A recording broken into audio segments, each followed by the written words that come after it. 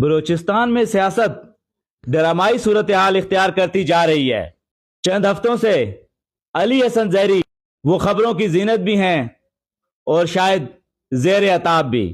بلوچستان کی کابینہ میں سب سے با اثر شخصیت سمجھے جانے والے علی حسن زیری، جن کے بارے میں عام تاثر ہے کہ وہ بلاول ہاؤس کے بندے ہیں، وہ آصف علی زرداری کے قریبی دوستوں میں سے ہیں، گزشتہ چند ہفتوں سے زیر عتاب ہیں۔ علی حسن زیری نے وزیر اعلیٰ بلوچستان میر سرفراز بگٹی سے اختلافات کی وجہ سے وزارت محکمہ زراعت استعفیٰ دے دیا تھا، گرچہ کہ ان کا ریزائن ابھی منظور نہیں کیا گیا تھا۔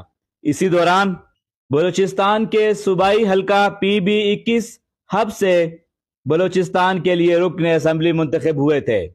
یہ وہ حلقہ ہے جہاں سے ہمیشہ بوتانی برادران جیتتے چلے آئے ہیں۔ ان کی اس کامیابی کے خلاف سیکنڈ نمبر پہ آنے والے سردار صالح بوتانی عدالت گئے اور بالآخر وفاقی آئینی عدالت اور الیکشن کمیشن آف پاکستان نے علی حسن زیری کی کامیابی کا نوٹیفیکیشن معطل کر دیا تھا۔ گزشتہ دنوں علی حسن زیری نے صحافیوں سے بات چیت کرتے ہوئے بلوچستان کے چیف سیکرٹری شکیل قادر صاحب کے بارے میں نہایت نازیبا گفتگو کی تھی، نازیبا زبان استعمال کی تھی۔ ان کا صحافیوں سے اصرار بھی تھا کہ آپ نے یہ میری گفتگو ضرور آن ایئر کرنی ہے۔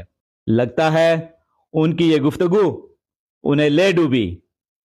آج حکومت بلوچستان نے علی حسن زیری کی کابینہ سے برخاست کرنے کا نوٹیفیکیشن جاری کر دیا۔ میر علی حسن زیری کی کابینہ سے برخاستی کے بعد وزارت محکمہ زراعت کا قلمدان کسے دیا جائے گا؟ کوئٹہ کی فضاؤں میں سرگوشیوں میں 3 نام لیے جا رہے ہیں۔ ان میں سے پہلا نام میر علی مدد جتک ہیں، جنہیں حال ہی میں وزارت داخلہ کا قلمدان بھی سونپا گیا ہے، جبکہ اس کے علاوہ 2 مزید بلوچستان کے ینگسٹ اور نوجوان ممبر اراکین اسمبلی زرین مگسی اور زرک مندوخیل کے بارے میں بھی یہ افواہیں گردش کر رہی ہیں۔ وزارت محکمہ زراعت کا قلمدان ان میں سے بھی کسی کے حوالے کیا جا سکتا ہے۔